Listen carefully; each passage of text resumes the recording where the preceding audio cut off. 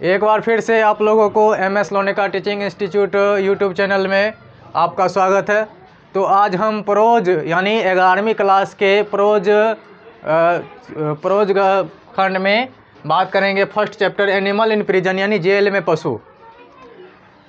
यानी कोई भी चीज़ हो, सभी जीव जंतु हो या कोई भी चीज़ हो, सबको आज़ाद रहना पसंद पड़ता है।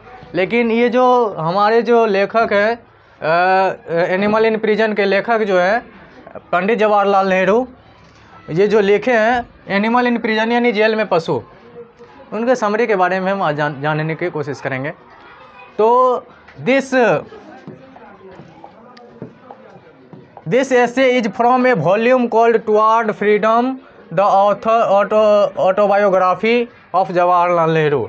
यानी कहता कि यह निबंध जो है टुवार्ड फ्रीडम यानी आज़ादी के बारे में।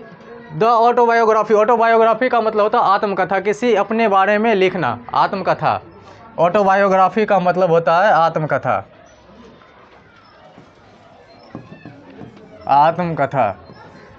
इसके बारे में मतलब कि अपने बारे में लिखा था जो जवाहरलाल नेहरू, ऑटोबायोग्राफी जो लिखे थे वो उसके बारे में लिखे थे। तो खंड से लिया गया है। ये जो ऐसे का मतलब होता है लेख। ये जो ऐसे लिया गया है पंडित जवाहरलाल नेहरू के नामक खंड से, the autobiography of Jawaharlal Nehru के नामक खंड से लिया गया है। तो आगे चलते हैं। Here Nehru described period of solitary confinement that he had to undergo at Dehradun jail. यानी कहता है कि उनको जब जेल हुआ था, तो जब कारावास, यानी कारावास का मतलब होता है जेल में जो अवधि जो समय बिताए थे, उसके यहाँ नेहरू एकांत कारावास की अवधि का वर्णन करते हैं। जो उसमें देहरादून जेल में जो टाइम स्पेंड किए यानी जेल में रहे, उसका जो वर्णन करते हैं, उससे देहरादून जेल में गुजारनी पड़ी थी।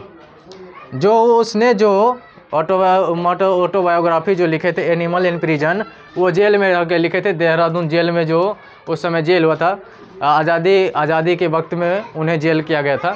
तो the essay certain a detailed account of this sight and sound he observed from his cell। यानी निबंध में उनके सेल से देखे गए स्थलों और ध्वनियों का विस्तृत वितरण है। मतलब उसका जो कहा गया है जेल में पशु, तो उनका जो विस्तृत वर्णन यानी किसी की चीज़ के बारे में जानकारी, यानी बहुत अधिक तरह से जानकारी पाना। With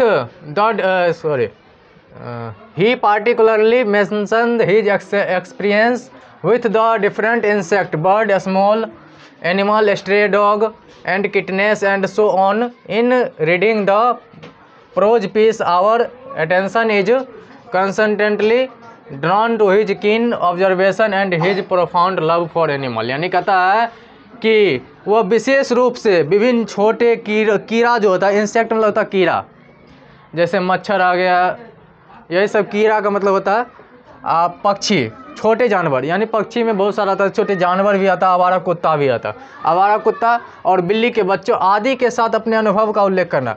गांधी जी कहते हैं, जवाहरलाल नेहरू जो थे उनको एनिमल्स यानी इंसेक्ट यानी सब कुछ जानवरों से बहुत प्यार था।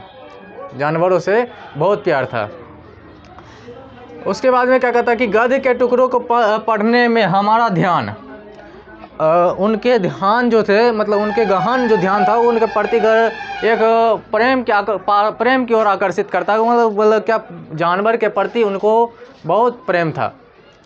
किनको प्रेम था? तो जवाहरलाल नेहरू को जानवरों के प्रति बहुत प्रेम था।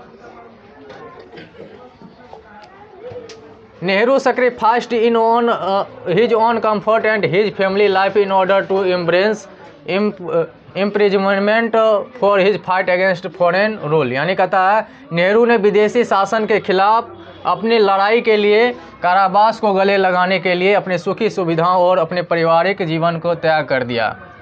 देश को आज़ाद कराने के लिए पंडित जवाहरलाल नेहरू ने अपने पारिवारिक ज़िंदगी, किसको पसंद नहीं होता कि अपने परिवार के साथ खुशी के साथ रहे, मतलब खुश रहे।